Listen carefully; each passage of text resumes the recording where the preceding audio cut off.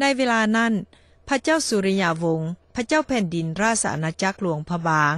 ได้ทราบข่าวว่ากองทัพของราชอาณาจักรไทยได้ยกกำลังขึ้นมาตีราชอาณาจักรเวียงจันทน์และตั้งกำลังล้อมเมืองพันพร้าวไว้แล้วพระองค์ก็มีความโสมนัสยินดีเป็นอย่างยิ่งเพราะว่าพระเจ้าสุริยาวงศ์นั้นมีความเครียดแค้นให้พระเจ้าสิริบุญญสารว่านำเอากองทัพพม่ามาตีนครหลวงพระบางพระเจ้าสุริยาวงศ์จึงได้มีราชสารลงไปบอกพระเจ้าแผ่นดินไทย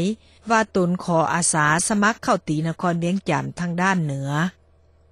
บัดนั้นพระเจ้าสุริยวงศ์ก็เอาทหาร 3,000 คนลงมาตั้งล้อมเวียงจันทน์ไว้ทางด้านเหนือ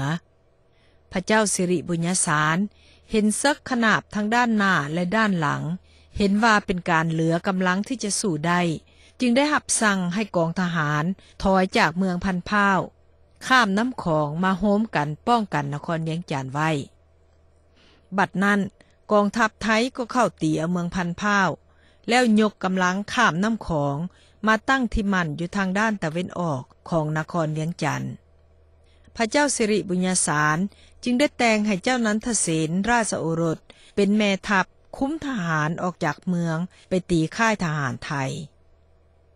เจ้านันทเสนขี่สร้างพายค้ำสูง6 ศอก 3 นิ้วได้สู่รบต้านกองทหารไทยผู้ลุกลานมาเป็นเวลา4 เดือนกว่ากองทัพไทยก็ยังบ่สามารถที่จะตีเข้าตัวเมืองได้แต่พระเจ้าสิริบุญญสารทรงเห็นว่าคงจะสู้รบต่อไปบ่ไหวจึงได้พาเอาเจ้าอินเจ้าพรหมราชโอรสและคนสนิทลงเรือลองตามน้ำของไปยังเมืองคำเกิดในเวลากลางคืนฝ่ายเจ้านันทเสนผู้เป็นแม่ทัพที่ต่อสู้ต้านกองทัพไทยอยู่นั้นเมื่อได้ทราบว่าพระราชบิดาลบหนีไปแล้วก็เสียพระทัยเป็นอย่างยิ่งจึงได้ตกลงไขประตูเมืองย้อมให้กองทัพไทยเข้าเมืองได้ในวันจันทร์เดือน10 แฮม 3 ค่ำปีกุลจุลศักราช1141กงกับคริสตศักราช1779เมื่อกองทัพไทยเข้าเมืองได้แล้วก็ได้จับเอาเจ้านันทเสนราชโอรสเจ้าอุปราชวังหน้าและพนางแก้วยอดฟ้ากัลยาณีศรีกษัตรีพระราชธิดาของพระเจ้าสิริบุญญสารตลอดจนพระบรมวงศานุวงศ์เสนาราชการผู้ใหญ่